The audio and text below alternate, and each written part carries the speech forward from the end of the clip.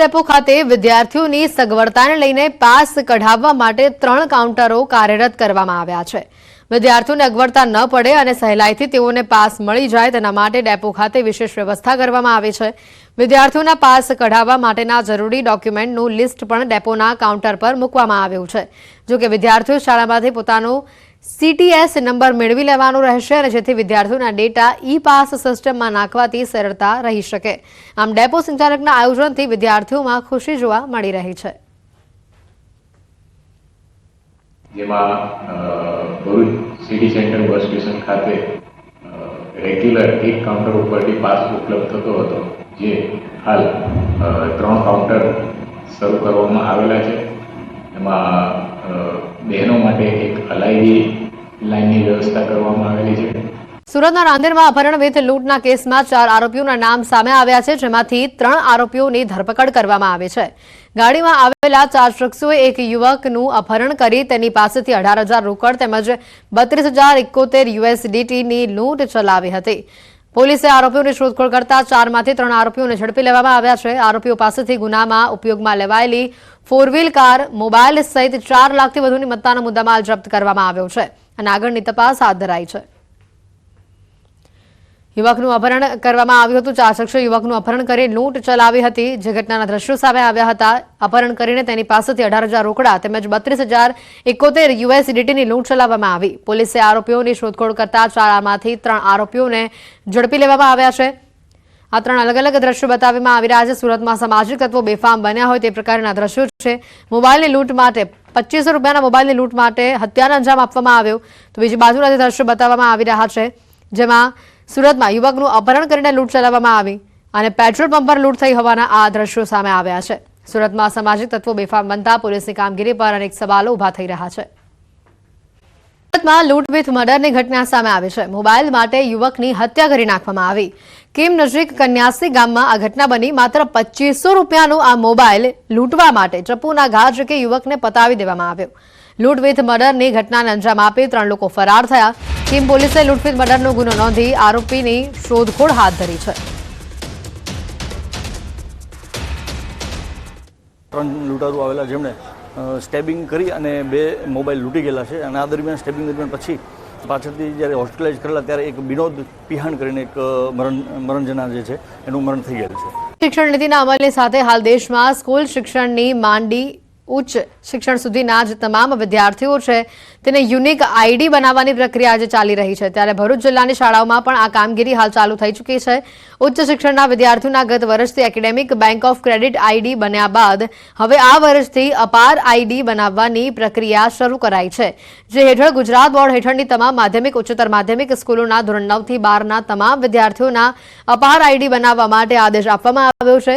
વિદ્યાર્થીઓને તેઓના પરિણામો, સર્વગ્રાહી મૂલ્યાંકન રિપોર્ટ કાર્ડ તેમજ ઓલિમ્પિયાડ, રમતગમત એવોર્ડ્સ, સ્કિલ ટ્રેનિંગ સહિતના વિવિધ પ્રકારના રેકોર્ડ્સને ડિજિટલી બનાવાશે।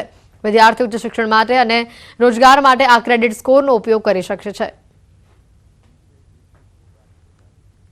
એક રાષ્ટ્ર એક વિદ્યાર્થી આઈડી એના ઉદ્દેશથી વિદ્યાર્થીઓની શૈક્ષણિક પ્રગતિ અને એઓની સહશૈક્ષણિક પ્રવૃત્તિઓની ઓળખને ટ્રેક કરવા માટે દરેક વિદ્યાર્થી માટે 12 ડિજિટના એક અપાર આઈડી ને જનરેટ કરવાનું સરકારે નક્કી કર્યું છે। અપાર આઈડી એટલે automated permanent academic account registry, અપાર આઈડી એ બનાવવાનું થાય છે। દરેક શાળાઓમાં આ કાર્યવાહી અત્યારે હાલ ચાલી રહી છે। અભ્યાસ કરતી વિદ્યાર્થીની જેની ઉંમર છે 13 વર્ષની, એના જે સ્કૂલમાં અભ્યાસ કરે છે એ સ્કૂલના ટીચર છે એમની જો બાળકી ઉપર એમને બીભત્સ માંગણી કરેલ, છોકરીએ ના પાડતા એમની જોડે શારીરિક અડપડા કરેલ, તે બાબતની ફરિયાદ આવતા આજરોજ ફરિયાદ નોંધી લઈ દાખલ કરવામાં આવેલ છે। શિક્ષણ જગતને શર્મસાર કરતી આ ઘટના સામે આવે। શિક્ષકે 9મા ધોરણની 13 વર્ષની વિદ્યાર્થીનીની છેડતી કરી। શાળાના ઓરડામાં લંપટ શિક્ષક સંજય પારેખે કિશોરી સાથે અડપલા કર્યા। શારીરિક અડપલા કરી ફોટો વાયરલ કરવાની ધમકી આપી પીડિતાના પિતાએ છોટાઉદેપુર પોલીસ મથકમાં ફરિયાદ નોંધાવી છે। 51 વર્ષનું સંજય પારેખ હાલ ફરાર હોવાની માહિતી છે। પૂરના નસવાડી તાલુકાની તલાવ પ્રાથમિક શાળા બંધ થઈ જતા સ્થાનિકોમાં રોષ જોવા મળી રહ્યો છે। આદિવાસી સમાજના લોકોએ શાળા શરૂ કરવા નસવાડી મામલતદારને આવેદનપત્ર આપ્યું હતું. સ્થાનિકોએ આગામી 15 દિવસમાં શાળા શરૂ કરવાની રજૂઆત કરી હતી. જો શાળા શરૂ નહીં થાય તો ગાંધી ચિંધ્યા માર્ગે આંદોલનની ચીમકી ઉચ્ચારી હતી. સ્થાનિકોનો આક્ષેપ છે કે શાળાના આચાર્યએ બાળકોના વાલીઓ પાસે સહી કરાવી હતી અને સત્રના પ્રારંભે શાળામાં વિદ્યાર્થીઓની સંખ્યા 0 દર્શાવી હતી. વિદ્યાર્થીઓની સંખ્યા 0 થતાં શિક્ષણ વિભાગે શાળા બંધ કરવાનો આદેશ આપ્યો હતો અને જેના કારણે આસપાસના વિદ્યાર્થીઓના ભવિષ્ય પર મોટા પ્રશ્નાર્થ ચિહ્ન મુકાઈ ગયા છે. સમાજના લોકોએ ભેગા થઈને તંત્રને અનેક વખત શાળા ફરી ચાલુ કરવાની રજૂઆત કરી હતી, પરંતુ કોઈ પરિણામ ન મળતા હવે આદિવાસી સમાજના લોકોએ આવેદનપત્ર આપી 15 દિવસમાં શાળા શરૂ કરવા અલ્ટિમેટમ આપ્યું છે. નસવાડી તાલુકાના તલાવ ગામની પ્રાથમિક શાળા 1 વર્ષ કરતાં વધારે ટાઈમથી બંધ થઈ ગયેલી છે. તેને ફરીથી શરૂ કરવા માટે આવેદનપત્ર આપવા નસવાડી આવેલા છે અમે લોકો બધા. સાહેબ તલાવના આપણે પ્રાથમિક શાળાના મેન મુખ્ય શિક્ષક છે. તેમણે પોતાના અંગત લાભ માટે એમણે 0 સંખ્યા બાળકોની બતાવીને બાળકોની એલસી કાઢીને પછી એ રીતના બંધ કરી દીધી છે. દિન 15માં ફરીથી શરૂ કરવામાં આવે અને આ શિક્ષક પર કાયદેસરની કાર્યવાહી કરવામાં આવે અને સસ્પેન્ડ કરવામાં આવે એવી ગ્રામજનોની માંગ છે અને સમાજની માંગ છે. આવનારા સમયમાં જો 15 દિવસની અંદર આ શાળા શરૂ કરવામાં નહીં આવશે તો આવનારા સમયમાં સમાજની સાથે રાખીને હજારોની સંખ્યામાં રોડ રસ્તા પર ઉતરી આવીશું અને ઉગ્ર ગાંધી ચિંધ્યા માર્ગે આંદોલન પણ કરીશું. અમદાવાદમાં સરકારે ફાળવેલી ગ્રાન્ટનો ઓડિટ રિપોર્ટ રજૂ ન કરી શકનાર સરકારી ગ્રાન્ટેડ શાળાઓને નોટિસ ફટકારવામાં આવી છે. અમદાવાદમાં આવી 100 જેટલી શાળાઓ ધ્યાને આવી છે, જેમાંથી 60થી વધુ શાળાઓને જિલ્લા શિક્ષણ અધિકારીએ નોટિસ ફટકારી છે. મહત્વનું છે કે ડીઈઓ કક્ષાએ સરકારી ગ્રાન્ટનો શાળાઓએ ઓડિટ રિપોર્ટ રજૂ કરવાનો હોય છે, પરંતુ આમાં ઉદાસીનતા દાખવનાર શાળાઓ પાસે ખુલાસો મંગાયો છે. વધુમાં આવી શાળાઓની સરકારી ગ્રાન્ટ પણ અટકાવી દેવામાં આવી છે. એક ગ્રાન્ટેડ શાળાને ઓડિટ રિપોર્ટ દર વર્ષે ડીઓ કક્ષાએ જમા કરાવવાનો હોય છે અને ઓડિટ ફરજિયાત કરાવવાનું હોય છે. તો શાળા કક્ષાએથી આમાં જે ઉદાસીનતા દાખવી છે તેવી અમદાવાદ શહેરની 100 જેટલી શાળાઓ ધ્યાને આવી છે અને 100 સ્કૂલોને ગયા વર્ષના કેટલાકને ઓડિટ બાકી છે, તો કેટલાકને 2 થી 3 વર્ષના ઓડિટ કરાવવાનો બાકી છે. તો એ પ્રકારે જેમના પણ ઓડિટ બાકી છે તેવા તમામ શાળાઓને અમે નોટિસ આપી છે. આદિ હોસ્પિટલ કાંડના આરોપીની કરોડોની મિલકત સામે આવી છે. આરોપીઓ પાસેથી કરોડો રૂપિયાની મિલકત હોવાનું તપાસમાં સામે આવ્યું છે. સમગ્ર મામલે ક્રાઇમ બ્રાન્ચ દ્વારા હવે ઇન્કમટેક્સને જાણ કરવામાં આવશે. આવકના પ્રમાણ કરતાં કરોડો રૂપિયાની વધુ સંપત્તિ મળી આવી છે. આગામી સમયમાં આરોપીઓની મિલકતને ટાંચમાં લેવા અંગેની પણ કાર્યવાહી થઈ શકે છે.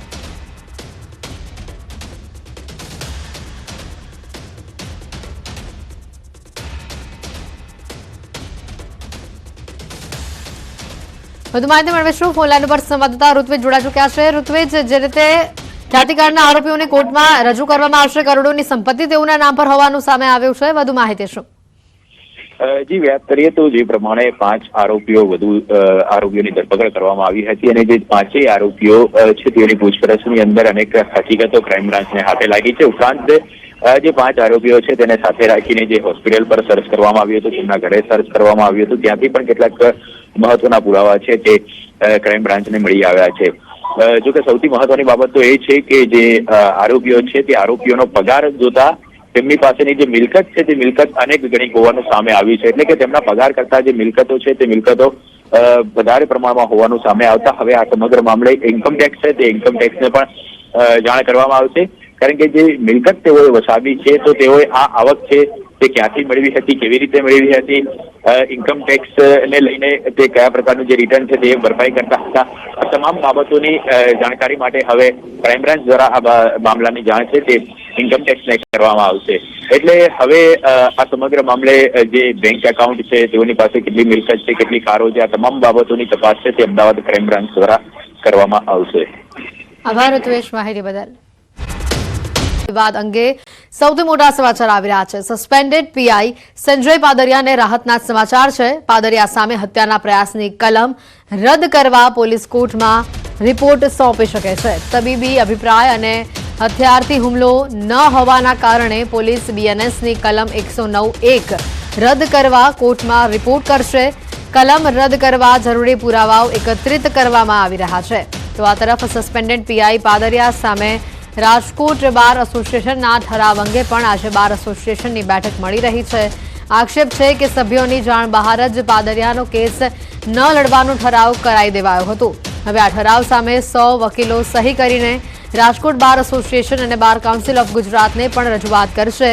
બોર્ડ મીટિંગ બોલાવ્યા વગર પાદરિયા વિરુદ્ધ ઠરાવ થતા અનેક તર્ક વિતર્કો સર્જાઈ રહ્યા છે.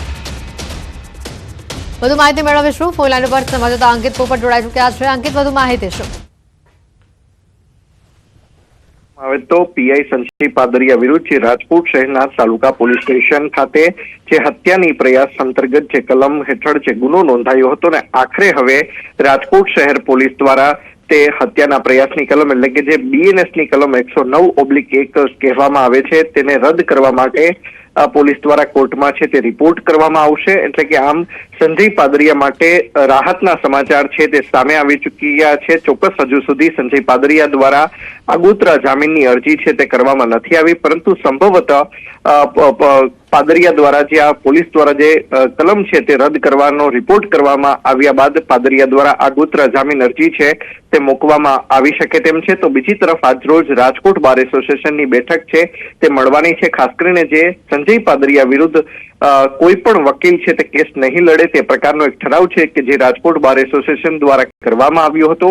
આ ઠરાવ જે કરવામાં આવ્યો હતો તેમાં બોર્ડ મીટિંગ છે તે બોલાવવાની હોય છે, પરંતુ તેમાં જરૂરી સભ્યો છે તે પણ હાજર નહોતા રહ્યા ને સભ્યોની જાણ બહાર જ આ પ્રકારનો ઠરાવ છે તે થઈ ચૂક્યો છે. જોકે ઠરાવ કરનારાઓનું કહેવું હતું કે જે સંજય પાદરિયાની સામે જે ફરિયાદી જે બન્યા છે જયંતિ સરદારા તે વકીલાતની ડિગ્રી ધરાવે છે, પરંતુ સભ્યોનું કહેવું છે કે તે ચોક્કસ વકીલાતની ડિગ્રી ધરાવે છે, પરંતુ હાલ તેઓ વકીલ નહીં પરંતુ ઉદ્યોગપતિ તરીકે કાર્યરત છે. બિલકુલ, આભાર અંકિત માહિતી બદલ.